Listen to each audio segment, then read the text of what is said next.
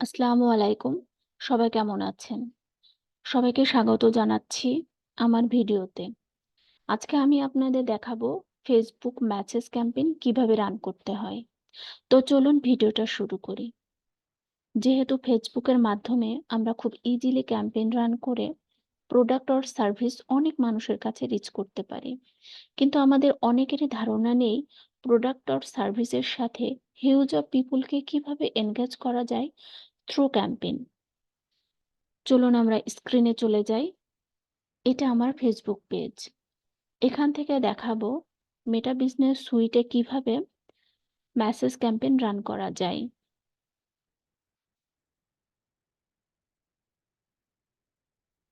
তো আমরা এখানে চলে আসলাম। এখান থেকে আমরা মেসেজ ক্যাম্পেইনটা ক্রিয়েট করব। ক্যাম্পেইন থেকে ক্রিয়েটে চলে যাব।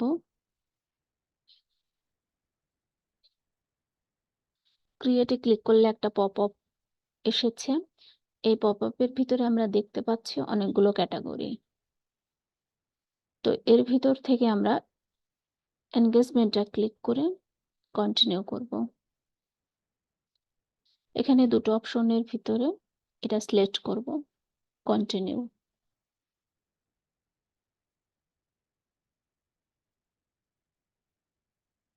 এখানে আমরা তিনটা অপশন দেখতে পাচ্ছি। প্রথম অপশনে আমাদের ক্যাম্পেইনের একটা নাম দিতে বলছে।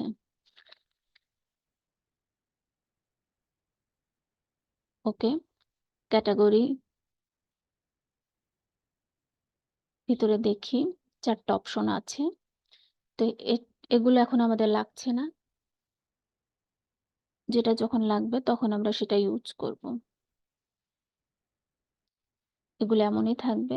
নেক্সট।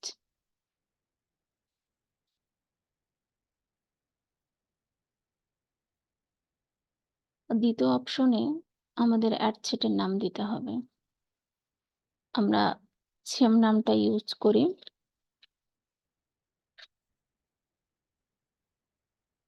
ঠিক আছে। কনভার্সন আমাদের মেসেজ অ্যাপস এটাই থাকবে। আমাদের এখানে থেকে ফেসবুক পেজটা সিলেক্ট করে দিতে হবে। তো লার্নিং সামথিং এটাই থাকবে। এখানে ইনস্টাগ্রাম হোয়াটসঅ্যাপ অ্যাকাউন্টটা কানেক্ট করতে হবে। আমার যেহেতু এই অ্যাকাউন্টগুলো নেই, তাই আমি কানেক্ট করছি না। যাদের থাকবে তারা কানেক্ট করে নেবেন।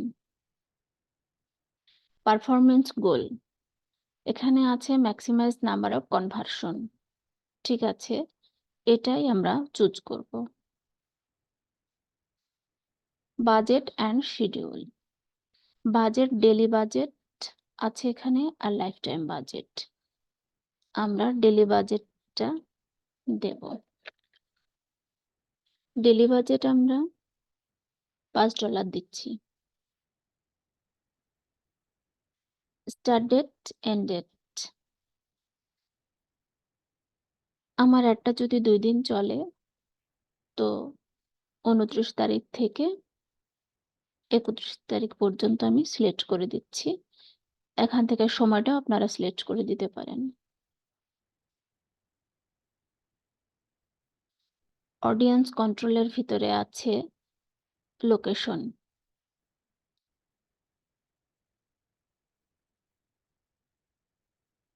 লোকেশনের ক্ষেত্রে আপনি কোনো স্পেসিফিক প্লেস সিলেক্ট করে দিতে পারেন। যেমন এখানে আমি দিচ্ছি ঢাকা।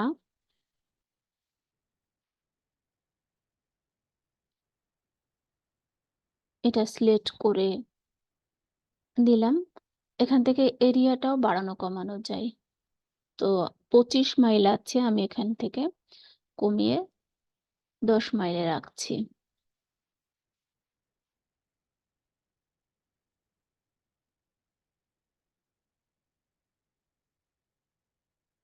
আবার এখান থেকে ইনক্লুডও করা যাবে, আবার এক্সক্লুডও করা যাবে।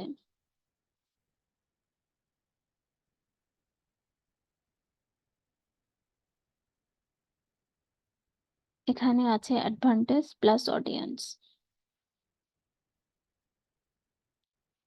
এজ 18 থেকে আমরা 50।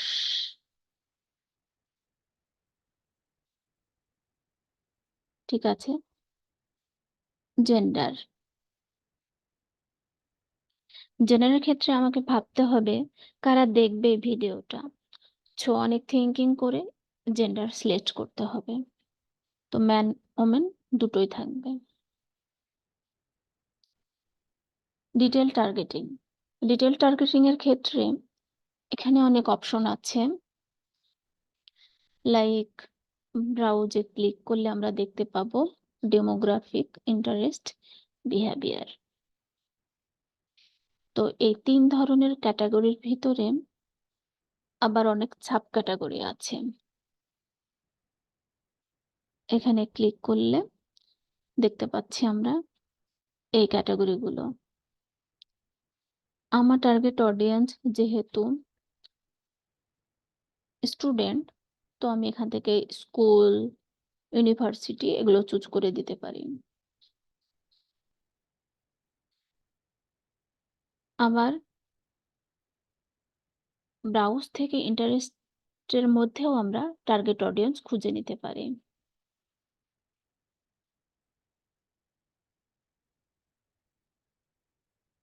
এখান থেকেও আমি আমার টার্গেট অডিয়েন্স খুঁজে নেব। সেম ভাবে ব্রাউজ থেকে বিহেভিয়ার ভিতর থেকেও আমি অডিয়েন্স খুঁজে নিতে পারি।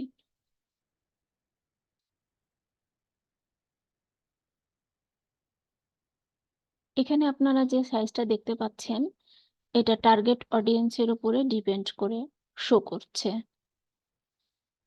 প্লেসমেন্ট, আমরা ম্যানুয়ালি প্লেসমেন্টটা চুজ করব। আসলে আমার অ্যাডটা আমি কোথায় শো করতে চাই সেটা এখানে দেখাচ্ছে। ফেসবুকটা রেখে বাকি সব টিক মার্কগুলো আমি উঠাই দেব।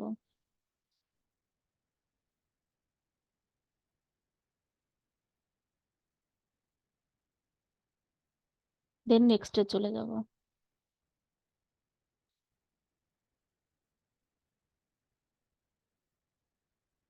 অ্যাডের নাম দিতে হবে।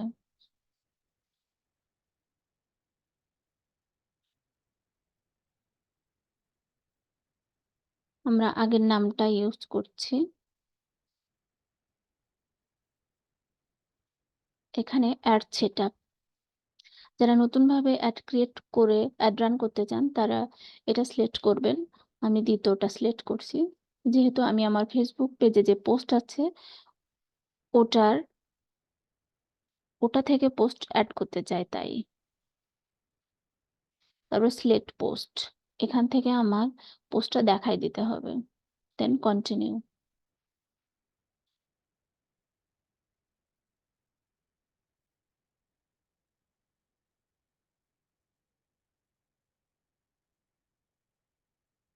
এখানে প্রাইমারি টেক্সট দিতে হবে, call to action, send message থাকবে।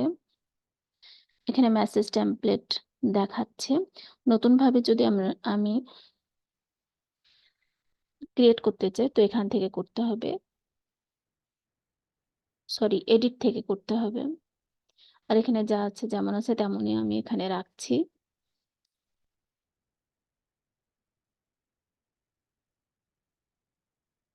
এই নিচের দিকে কাস্টমারের কোশ্চেন থাকে, আর এই কোশ্চেনের অ্যান্সারটা এখানে শো করে।